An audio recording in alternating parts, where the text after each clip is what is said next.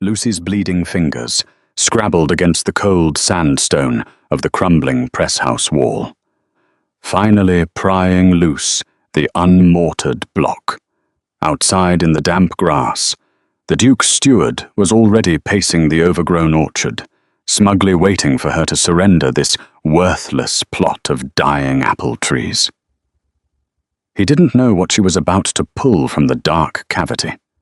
A rusted grocer's tin, heavy with 42 gold sovereigns, and an oilskin packet holding the legendary Briar Hollow cider receipts. They had exiled her here to starve and fail quietly.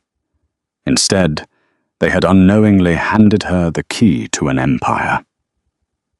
The trees were 40 years neglected. The press house leaned.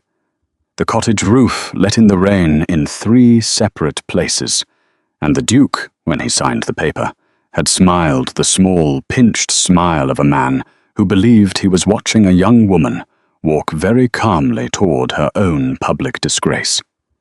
But what nobody in the great house knew, and what Lucy Cole herself did not yet know on the morning she stepped down from the carrier's cart with her satchel under her arm, was that the old orchard held beneath its lichen and its rot and its brittle grey branches a secret that would, within 2 short seasons, place a bottle of Briar Hollow cider on the polished sideboard of a royal table, and put a name on the lips of men who had never troubled to learn it before.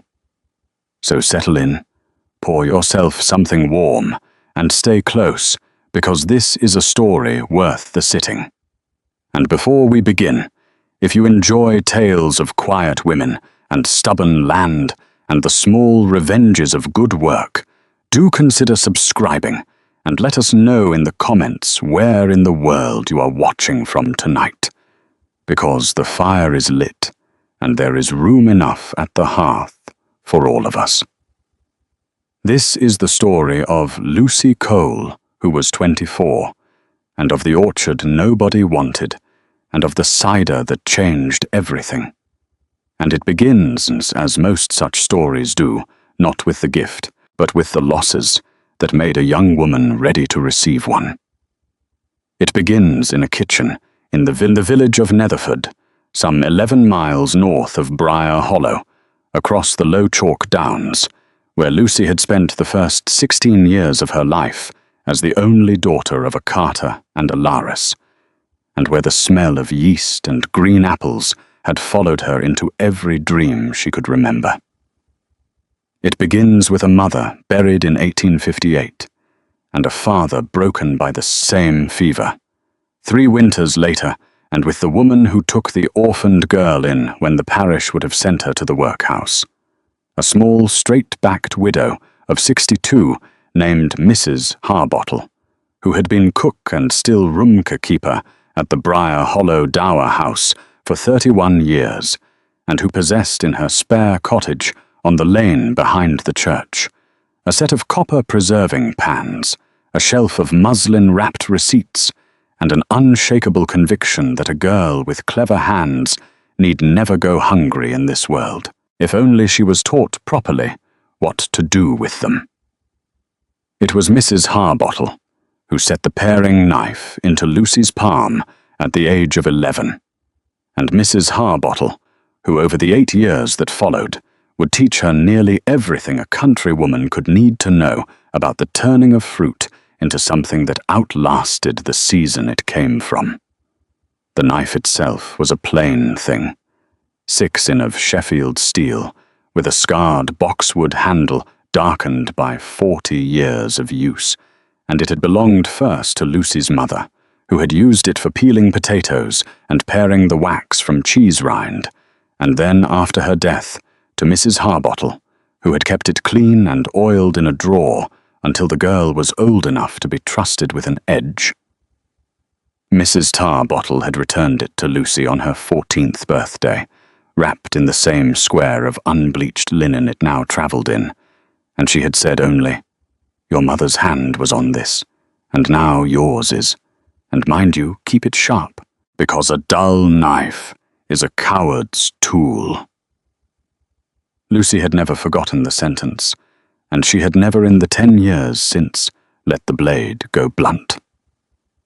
Under Mrs. Harbottle's teaching, she had learned to bottle plums in brandy, and to set dams and cheese in earthenware crocks, to render lard and to salt beans, to judge the readiness of jam by the way it slid from a wooden spoon, and most particularly because the dower house sat within sight of the Briar Hollow orchards, and because Mrs. Harbottle had in her youth been a still room maid at a Somerset cider farm to press apples and to ferment their juice into something clean and dry and honest. By the time Lucy was 19, she could taste a windfall Bramley and tell you within a week when it had come down, and she could name a fox whelp from a Kingston black by the shape of the calls alone, and she could rack a cask off its leaves without stirring the sediment by so much as a spoonful. What Mrs. Harbottle did not live long enough to teach her was how to answer a duke. Because in the March before Lucy's 24th birthday, the old woman died quietly in her chair by the fire, with a half-finished piece of mending in her lap, and the cottage, being tied to the dower house service, reverted at once to the estate, and Lucy Cole, for the second time in her life, found herself with a knife, a shawl, and nowhere in particular to go.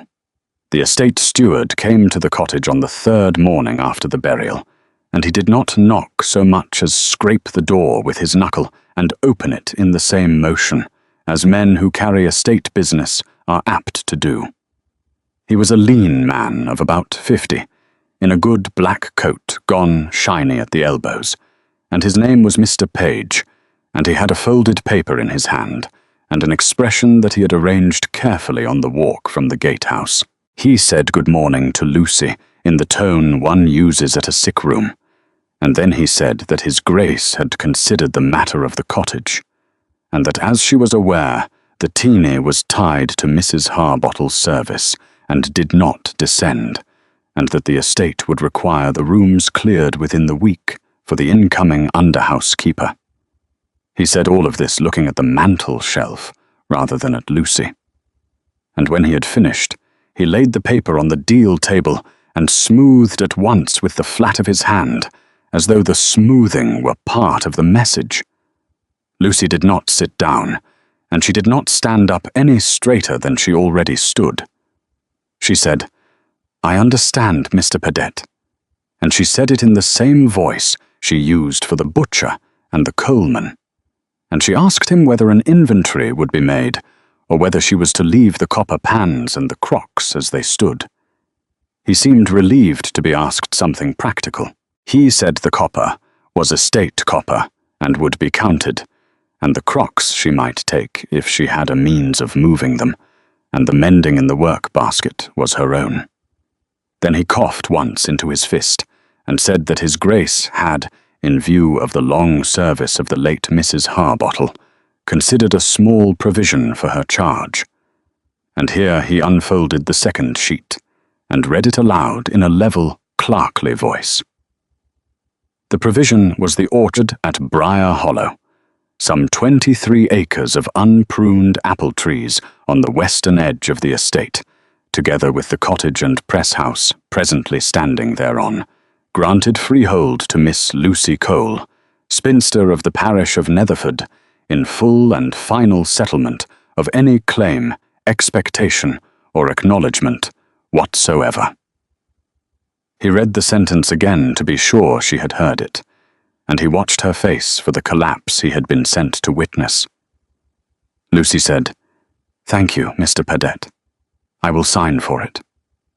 She sat down then once to steady her hand, and she took up the estate pen he offered, and wrote her name in the round schoolroom letters Mrs. Harbottle had drilled into her at the kitchen table, and she blotted the ink with the corner of her apron, because there was no sand.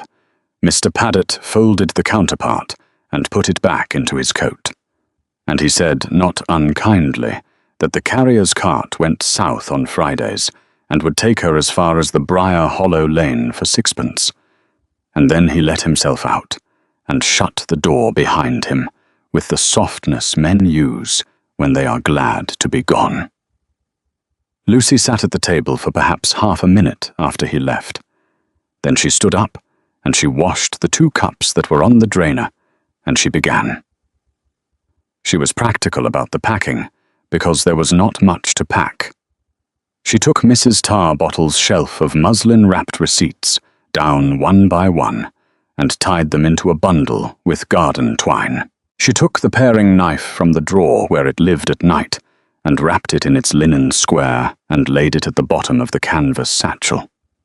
She took the good grey shawl from the peg and folded it flat. And she took her Sunday boots and her weekday boots and the winter coat that had been her mother's before it was hers.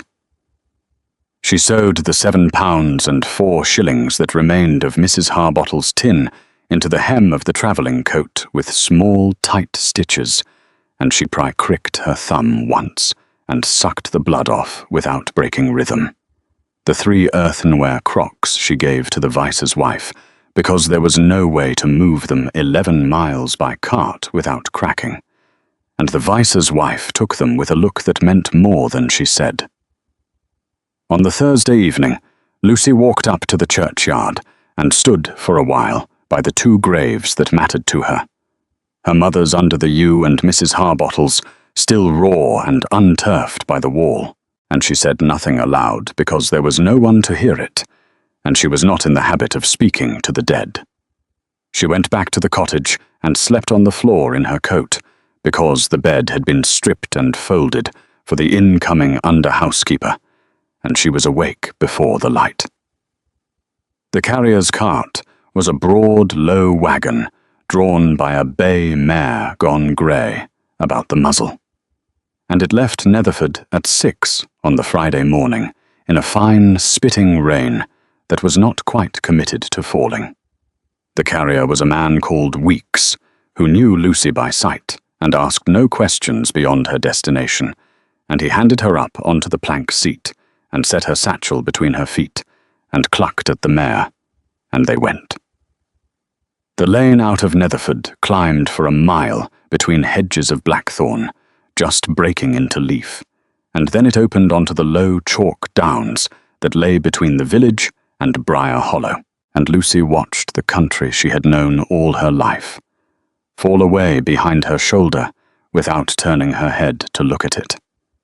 The downs were wide and pale and empty at that hour, with the flint showing through the turf where sheep had scuffed it, and the sky above them was the flat, wet grey that would burn off by noon or would not.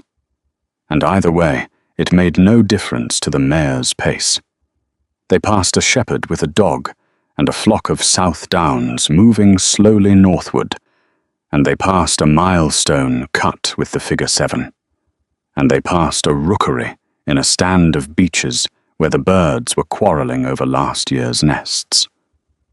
Lucy felt the cold come up through the boards of the cart into the soles of her boots, and she felt the damp settle into the wool of the shawl she had drawn over her head, and she felt somewhere below the cold and the damp the small hot fact of the folded paper in her pocket that said the orchard at Briar Hollow, some 23.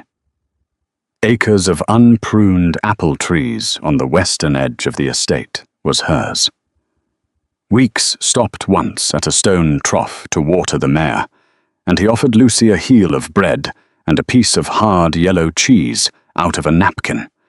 She took the bread and refused the cheese because she did not want to eat another person's dinner. He asked her chewing what she meant to do at Briar Hollow, and she said she meant to make cider, and he considered this for the length of a swallow, and said only that it was a fair thing to mean to do, and that the mare would be glad of the rest of the flat before the pull down into the hollow. They came down off the flat an hour later, and the road turned between 2 thorn hedges and dropped by a long, slow gradient into a hollow of pasture and CPPUs, and at the bottom of the hollow, where the lane forked left toward the great house and right toward the western boundary. Weeks drew up the mare and pointed with the butt of his whip. The orchard lay behind a low wall of local sandstone, brown-grey and pocked, mortared once and now more moss than mortar, and the wall ran the length of a field and disappeared behind an elder brake and came out again beyond it. And inside the wall, the trees stood in uneven rows that had once been straight. Lucy climbed down and paid the sixpence from a small purse at her waist, and Weeks touched his hat and turned the mare back toward the lane, and Lucy stood for a while with the satchel between her feet, looking at what was hers. The orchard was 23 acres by the paper and looked more by the eye, and the trees were old, 40 years by the steward's letter, perhaps 50 by their girth, and they had not been pruned in a decade or more. The branches crossed and recrossed one another in a dense grey lace, and lichen hung off them in long, pale beards, and the water shoots stood up out of the main limbs like the bristles on a boar's back. Several trunks were split down the heart from old frost. 2 had fallen and lay across the grass, with the crowns still leafing feebly out of the horizontal wood. The grass between the rows was up past her knee and full of dock and thistle and the brown skeletons of last year's cow parsley. Underneath it, where she pushed the stems aside with her boot, she saw windfalls of the previous autumn gone soft and brown into the turf, and among them, still recognizable by shape and by the pale russeting on their skins. Apples she knew, a fox help, a small tight Kingston black, a broad-ribbed cooker she thought might be a Tom Putt. The cottage stood at the north end of the orchard against the wall. One story of the same brown sandstone, with a slate roof gone spongy in 3 patches. A single chimney of soft red brick, leaning A4 in off the true. A plank door hung on strap hinges and 2 casement windows with the leaded glass mostly whole. Beside it, sharing a party wall, was the press house, a low, open-fronted shed of stone and timber, 20 foot by 14, with the near gable settled into its footings, and the ridge sagging in a shallow curve. Inside the press house, Lucy could see the frame of an old twin screw press, oak by the look of it, and a stone cheese bed the size of a mill set into the floor, and against the back wall, a rack of empty barrels furred with mould. The cottage door was not locked. She lifted the latch with her thumb and went in. 2 rooms flagged with the same brown stone as the walls. A hearth of dressed stone with an iron crane still hanging in it. A deal table scrubbed to the grain by years of some other woman's hand. A box bed built into the recess by the chimney. A shelf of pewter with 3 plates and a cup. A small window on the north wall let in cold grey light onto a square of floor where the rain had come through and stained the flags dark, and above that stain, the ceiling plaster had bellied down in a soft brown bulge. She could have put her fist through. In the corner behind the door stood a churn with the dasher still in it, dry as bone. It smelled of damp lime and old smoke and mice, and beneath those a thin, sweet ghost of apple that had never quite gone out of the timbers. Lucy set the satchel on the deal table, untied the shawl from her head, folded it, laid it on the satchel, and went out again to look at the press house properly, before the light failed. She spent the last hour of the afternoon on her hands and knees in the press house dust, working outward from the cheese bed, and it was on the second morning, when she had swept the floor and lifted the loose slates from the ridge, and begun to sort the tools racked against the back wall, that she found what she found. The tools hung on iron pegs, driven into an oak plank fixed to the stone. 3 racking irons, a mallet, a cooper's adze, a scoop, a bung starter, a wooden shovel worn thin along one edge. Behind the plank, where a fourth peg had rusted through and left the plank, standing a finger's breadth off the wall, she saw the corner of what she took at first for a scrap of sacking pushed in to steady the fixing.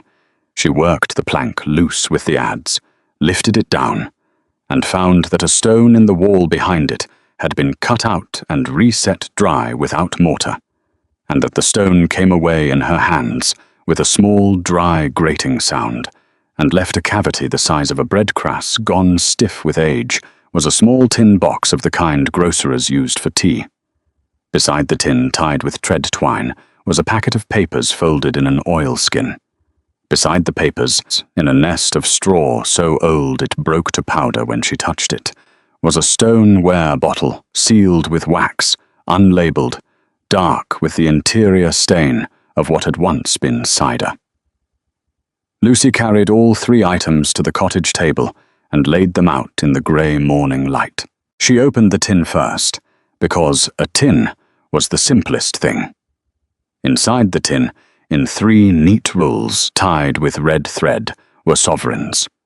She counted them on the deal table, laying them out in short, bright columns of 10 42 sovereigns in all, and beneath the rolls, wrapped in a scrap of blue paper, 5 half-sovereigns, and a small silver locket with no hair in it, and no name engraved.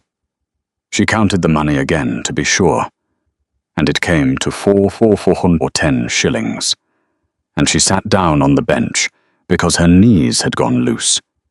She opened the oilskin next. The papers inside were 3. A page of receipts written in a small, careful hand for the making and keeping of cider. A folded plan of the orchard, drawn in brown ink, with the varieties named tree by tree, in a cursive she would come to know as well as her own. And a single sheet of writing paper folded twice, sealed once with a wafer of red wax, and addressed on its outer face in the same careful hand to whoever finds this, and means the place well. She opened the letter last, because a letter written to a stranger deserved a quieter moment than a tin of coin, and the wafer of red wax broke cleanly under her thumbnail. The paper had yellowed at the fold.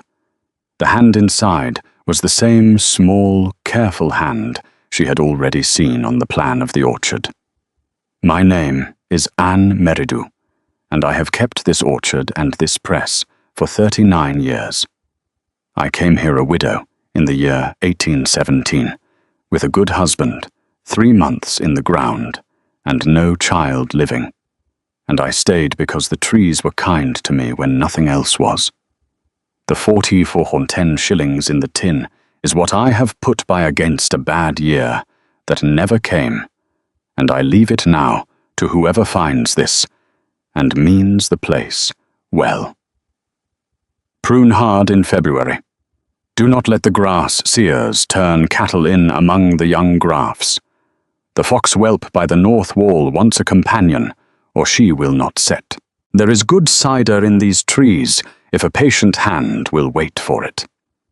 The locket was my mother's, and holds no likeness, because I had none to put in it, and I would rather it go to a stranger who is kind than to a cousin who is not. Keep the press oiled and the barrels sweet. God bless the hand that reads this. Lucy folded the letter along its old creases and set it under the tin. She sat for a long time, with her palm flat on the deal table. Then she got up, because Anne Meridew had told her plainly what to do, and February was already gone into March, and the pruning could not wait another week. She began with the trees. She sharpened the paring knife on a wet stone she found in a niche by the hearth, and she bought a pair of long-handled loppers and a curved pruning saw from the ironmonger in Briar Hollow village for 11 shillings and 3 pence. She worked the rows in the order Anne Meridew had drawn them, tree by tree, taking out the dead wood first, then the crossing branches, then the water shoots, and stacking the prunings in long windows along the wall to dry for kindling. She started at the north end where the fox-help stood and did not hurry. She pruned 6 trees on the first day, 9 on the second, and by the end of the first week, she had opened the crowns of 32. The village came to her in small pieces. On the 4th morning, a woman of about 60 walked up the lane with a covered basket and set it on the wall. She was Mrs. Bayat, the baker's widow, and she had brought a loaf of household bread, a pea of butter, wrapped in a cabbage leaf, and a jar of pickled beetroot. And she said only that she had known Anne Meridew as a girl, and had wondered who would come. Lucy thanked her, and asked what she owed. Mrs. Bat said nothing was owed, and that she was walking past anyway. She came back the following Wednesday, with a bowl of dripping and a bundle of clean rags, and after that, on most Wednesdays, with something. On the 6th day, a man in his 40s in a leather apron came from the co-op bridge at the crossroads, with a boy of about 12, behind him, carrying a stave plane and a pair of crow's irons. He was Mr. Ashwell Cooper, and he had heard from Weeks that the barrels in the press house wanted looking at. He walked the rack, tapped each cask with the back of his knuckle, listened, set aside 4 as beyond saving, marked 7 as needing new heads, and named the price for the work at 23 shillings, inclusive of oak and hoops. Lucy paid him £1 on account from the tin, and he took the 7 barrels away in a flat cart the same afternoon. Old Truscott came on the 7th day. He was 71, had pruned the Briar Hollow orchards for 40 years before his hands grew unsteady, and he walked slowly along Lucy's windows without speaking for nearly an hour. Then he pointed at a tree she had thinned and said she had left 1 leader too many, and at another and said the cut was good, and at the fox-help by the north wall, and said Anne Meridew had planted that tree herself in the 2nd year of the young queen. He came back 3 mornings a week after that, and sat on an upturned box with a mug of tea, and told Lucy which trees to trust and which to graft over. She paid him in tea and cider promised for the autumn. The press house came next. A slater named Hobbs 34 replaced the ridge, and 11 slates for 18 shillings, and mended the cottage roof for another 12. A carpenter called Endicott jacked the near gable up on green oak posts, drove new pegs through the pressed frame where the old ones had shrunk, and rehung the plank door on straight hinges. The stone cheese bed Lucy scrubbed herself with sand, and lie until the pale grit of the sandstone showed clean. She oiled the twin screws of the press with tallow warmed in a pan on the hearth, and she turned each screw down and up its full travel to make sure the threads ran true. By the middle of May, the trees stood open to the light, the press house was straight, the cottage roof was dry, and Lucy had spent 92 shillings and had 358 shillings left in the tin. Word travelled along the lanes in the slow way of country places, and by June the orchard had a name in the mouths of people who had not spoken it in 20 years. Mrs. Bat's Wednesday visits became a small institution. Bread, butter, and whatever news the village had produced since the last. Old Truscott took his tea, sitting on the same upturn box each morning, and left his walking stick leaning against the north wall, so that Lucy knew he was there before she saw him. The vice's wife from Netherford sent down the 3 earthenware crocks by the summer carrier, because the vice's cellar had no use for them, and Lucy did. Weeks brought the crocks, and would not take payment for the carriage. Lucy began to keep a small book of her own, in Anne Meridew's careful style, on a ledger she bought for 1 and 6pence at the stationer's in the market town. She wrote the date, the weather, the tree, the work done. She wrote the varieties in the order. Anne Meridew had drawn them, and where a tree had died, she wrote replant beside its number, and left a line for the grafting stock she would want in the winter. She kept the ledger on the deal table beside the paring knife and the letter, and she read a page of the receipts each evening by the light of a tallow dip while the fire settled in the grate. People in the village learned to call her Miss Cole. The blacksmith, a man of 40 named Hensley, made her a set of long-tined Palmer's forks to her own drawing and refused payment for the second one because he said the first had come out crooked and he owed her the pair. The girl who brought the milk from the home farm, aged 14, and called Bess, began stopping at the cottage door on her round and taking away a basin of windfalls in exchange. On Sundays, Lucy walked the mile to the parish church at Briar Hollow and sat in the free pew at the back. And after the second Sunday, the sexton, without being asked, brushed the dust off it before the service so that her skirt would not mark.